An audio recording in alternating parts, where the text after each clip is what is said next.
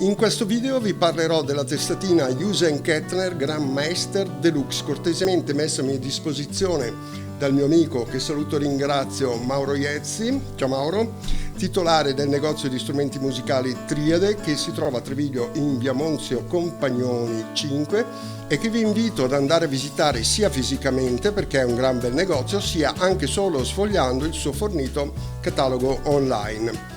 Tra l'altro mi ha confidato che ci sono delle grosse novità in arrivo, soprattutto per noi chitarristi, per cui orecchie belle tese, e prima di passare alla Grandmeister, sigla!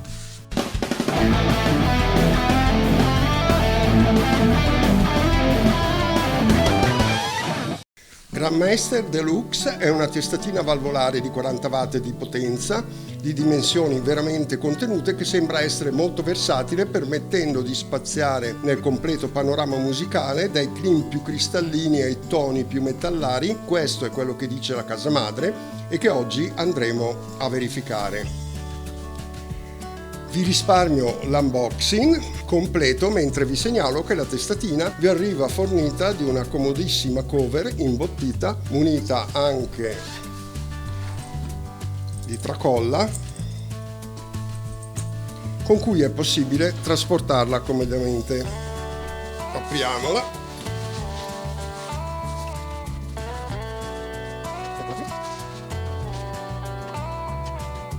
Le dimensioni sono veramente ridotte, 45 cm scarsi di lunghezza per 17 di altezza e 15 di profondità, per un peso che non arriva agli 8 kg. È dotata inoltre di due comode maniglie laterali in alluminio che ne consentono agevolmente gli spostamenti. È un prodotto che vuole unire le peculiarità del mondo analogico ai vantaggi di quello digitale. Alla fine della nostra prova cercheremo di capire se questa unione riuscirà ad appagarci completamente oppure no. Infatti al pre ed al finale interamente valvolari è affiancata una sezione digitale completa dei classici effetti che servono in genere per ammorbidire o colorare il suono dello strumento. Abbiamo quindi un reverbero tipo spring che riproduce il classico suono dei reverberi a molla tipici di molti amplificatori, un delay con ritardo fino ad 1,4 secondi, effetti di modulazione come chorus, flanger, phaser e tremolo, e non manca un noise gate per la riduzione del rumore sui suoni eccessivamente pieni di gain, e nel caso la distorsione messa a disposizione ancora non vi bastasse, c'è pure un boost per pompare il pre ulteriormente. Vi è poi un'interfaccia MIDI che permette di pilotare la testata e di salvare 128 preset utente, ma come vedremo tra poco non è tutto qui, c'è ancora molto da scoprire. La testa può essere controllata anche in remoto tramite la sua app gratuita, che però purtroppo attualmente è fatto soltanto per iPad o iPhone. Purtroppo per sistemi Android allo stato attuale non esiste ancora. In ogni caso, anche per i sistemi iPad o iPhone è comunque necessaria l'interfaccia MIDI wireless, acquistabile separatamente. Inoltre la testa può essere pilotata da un qualsiasi controller MIDI o dalla sua specifica pedaliera appositamente progettata, anch'essa acquistabile separatamente, che permette di sfruttarne appieno le potenzialità utilizzandola sia in modalità preset che in modalità Stomp Box. Io la sto provando con la mia vecchissima pedaliera Roland, la FC200, e devo dire che non ho avuto alcun tipo di problema. L'ho collegata, l'ho accesa e via. Le valvole del preamplificatore sono 3 12 AX7, mentre quelle del finale sono 4 e L84. Comunque, nel premettere che c'è un dettagliato manuale che, come raramente accade, è scritto anche in italiano per chi come me ha poca dimestichezza con le lingue straniere, diamogli un'occhiata un po' più da vicino, partendo dal pannello frontale e dai suoi comandi. Da sinistra verso destra troviamo la levetta d'accensione, spettacolo, e quella dello stand-by. Immediatamente dopo abbiamo la manopola del master, che è il volume generale dell'amplificatore. Questo è l'unico parametro che non viene salvato, perché indipendentemente dal volume dei preset che troviamo in seguito, giustamente ci permette di fare il livello generale di uscita, che può essere diverso a seconda dell'ambiente in cui ci troviamo, delle nostre necessità indipendentemente da quello appunto dei singoli preset. Anche i parametri presence e resonance fanno parte della parte generale del suono, ma a differenza del master possono lavorare come quest'ultimo, quindi come parametri generali, oppure essere memorizzati all'interno di ogni singolo preset. Questo dipende appunto se usiamo la testata in modalità globale o di modalità preset. Quando si lavora in modalità globale, i relativi parametri salvati all'interno del singolo preset vengono ignorati per consentire la gestione generale. Come avviene nella maggior parte degli amplificatori, il presence permette di lavorare ed enfatizzare le frequenze alte, soprattutto nei suoni clean, mentre il resonance lavora su quelle più basse e soprattutto sui suoni più ricchi di gain. Dopo questi due comandi troviamo un gruppo di 4 pulsanti dedicati rispettivamente alla memorizzazione dei preset, comando store, all'accensione del noise gate, ogni parametro quando è inserito o acceso anche il rispettivo pulsante lo evidenzia. Come dicevamo, all'accensione del noise gate, la cui intensità è determinata da una manopola posta sul retro della testa che vediamo successivamente, all'accensione del loop effetti, anch'esso posto sul retro, e all'editing dell'effettistica di bordo, sulla quale si può appunto intervenire schiacciando il suddetto pulsante che commuta le manopole di destra, altrimenti dedicate ad altre funzioni. Il tutto, come si può vedere, è comunque molto intuitivo, anche senza accedere al manuale utente. Si è infatti ben guidati dalla grafica posta sul fronte del pannello. Quando abbiamo l'FX Access acceso, le manopole sono votate ad eseguire le funzioni al di sopra della linea bianca evidenziata, mentre quando lo spegniamo operano direttamente. Proseguendo troviamo la manopola del reverbero, sempre accessibile questa, ruotando la quale si aumenta o si diminuisce la quantità dello stesso effetto. Ancora a lato troviamo i classici parametri di equalizzazione, alti, medi, bassi, volume e gain, che hanno la doppia funzione, come dicevamo, in modalità FX Access di intervenire sul livello del delay, il feedback e il delay time. La manopola del volume invece sceglie tra 4 tipi di effetti ulteriormente disponibili, dove C sta per chorus, F per flanger, P per phaser e T per tremolo, mentre la manopola gain determina l'intensità dell'effetto selezionato con la manopola volume. In un preset, quindi, oltre a reverbero, delay, è possibile inserire solo uno di questi 4 effetti per comporre la nostra catena, ma comunque non è poco e del resto non è che possiamo chiedere chissà che cosa a questa testatina. Infine, proseguendo ancora, troviamo il pulsante di accensione del boost, eccolo qui,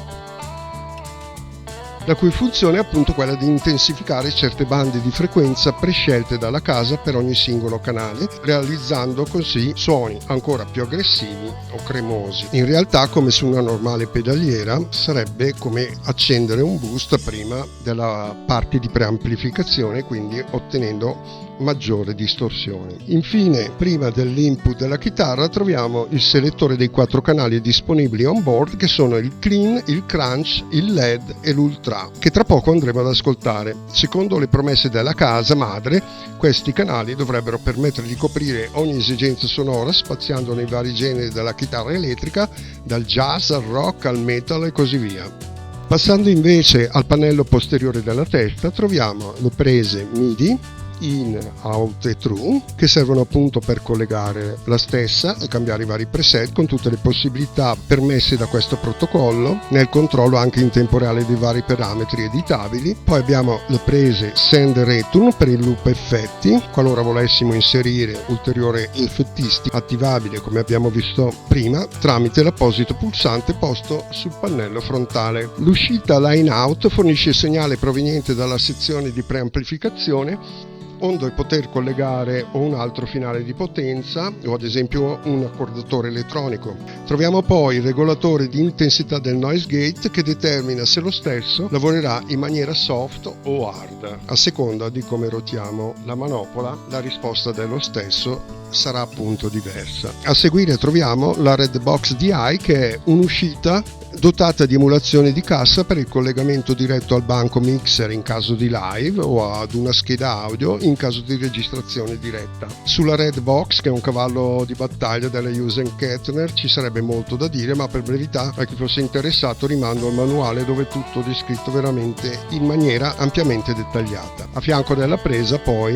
troviamo l'emulazione di cassa che dà la possibilità di scegliere 2 tipi di cassa, 2 tipi di microfono, eccetera. In questo video i suoni che ascolteremo sono registrati collegando questa uscita direttamente all'entrata della mia scheda audio. Infine, prima della presa di alimentazione dell'apparecchio, troviamo la sezione dedicata alla riduzione di potenza della testa, che da 40 watt può essere ridotta a 20, a 5, a 1, fino ad essere silenziata completamente. Anche qui ci sarebbe molto da dire, quindi vi rimando al manuale utente dove questa sezione è spiegata davvero bene ed ampiamente. Ai nostri infidi interessa sapere che anche questa sezione può lavorare sia in maniera globale sia in modalità preset, salvando all'interno di ogni preset appunto lo stato di riduzione potenza desiderato. Quando l'ampli però lavora in maniera globale, lo status salvato all'interno di ogni preset viene ignorato, dando così la possibilità di operare con l'attenuazione al momento desiderato. Detto questo, passerei a sentire qualche suono.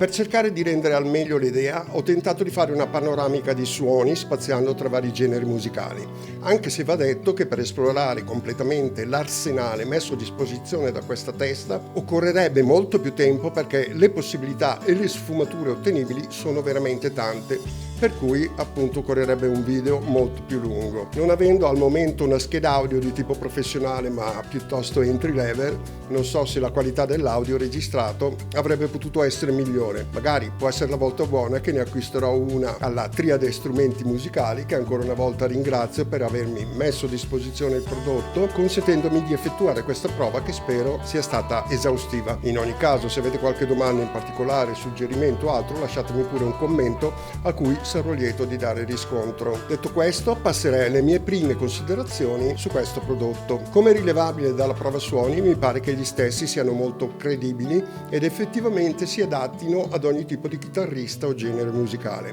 Per quel che mi riguarda, avendo un'anima più rock che metallara, io non amo molto i suoni eccessivamente distorti, trovo che i canali clean e crunch da soli valgano il prezzo della testa, che con le sue dotazioni di bordo, effettistica, DI, MIDI, eccetera, unite al ridotto peso e dimensioni, la rendono facilmente trasportabile ed utilizzabile in svariate situazioni, anche solo per andare in sala prove, dove trovi sempre una cassa a cui attaccarla, piuttosto che per registrare o per effettuare live.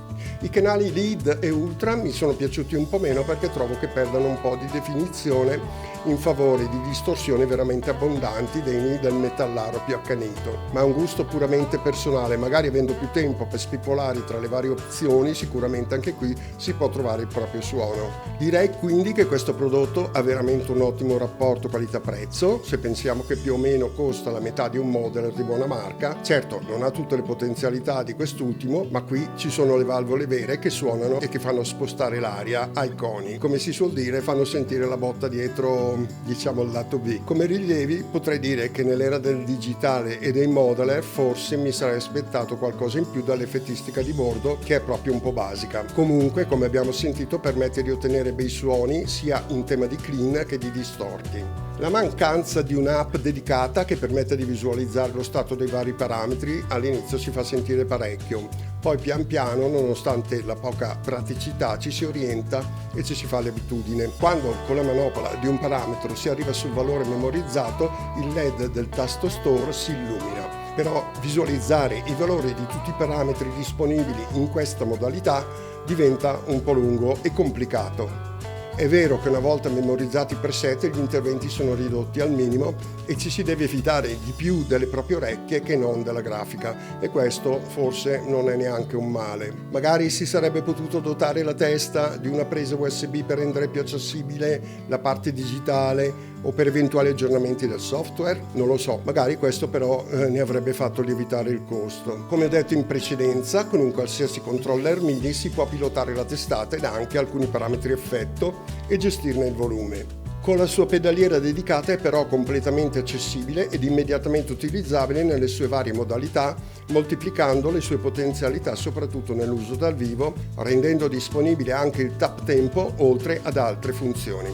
È vero che la pedalboard non ha un costo eccessivo ed ha come ulteriore vantaggio di poter essere alimentata direttamente dalla testata stessa. Per non fare un video eccessivamente lungo ho preferito dividere in due parti la prova suoni, in cui nella prima, cioè questa, ho utilizzato esclusivamente la dotazione di bordo per evidenziare le sue caratteristiche intrinseche. Notando poi che la testa interagisce bene anche con pedali esterni, moltiplicando così le possibilità sonore a disposizione, ho pensato di fare un'ulteriore prova suoni al fine di verificare proprio questi aspetti, perché penso che in questa unione possa dare il meglio di sé, sfruttando le sue dotazioni di bordo unite appunto alle potenzialità del MIDI nel controllare altra effettistica esterna. Come al solito, se questo tipo di contenuti vi possono interessare, se siete passati di qui per caso ed il video vi è piaciuto, onde consentirmi di poter far crescere il canale e poter pubblicare ulteriori contenuti simili, vi invito ad iscrivervi allo stesso cliccando sulla campanella per restare informati e tutte le solite cose. Nel frattempo vi saluto e vi aspetto alla prossima puntata.